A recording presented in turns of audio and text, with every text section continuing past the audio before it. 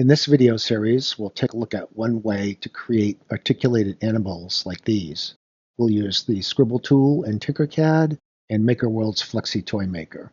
These tutorials are also available as online Google slideshows, so you can more easily work through the process step by step.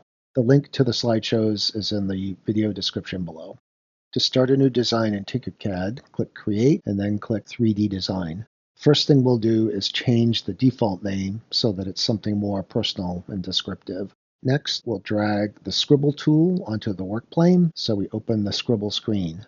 Here you can draw the animal, any animal you wish.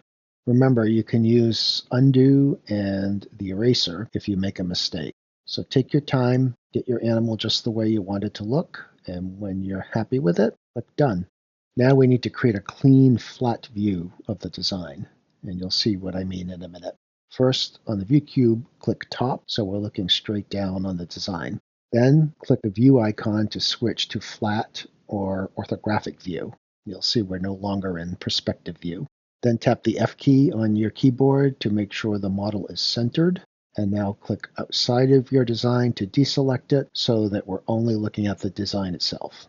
Finally, to get rid of the shadow and the grid lines, click Settings, uncheck Show Shadows and Show Grid, and then click Close Settings, and you'll see a nice clean version of your model on a white background. From here, click Send to and click the download icon. Now you can click the X to close the dialog box and click the Tinkercad logo to exit the project. If you look in your Downloads folder, you'll see your design there.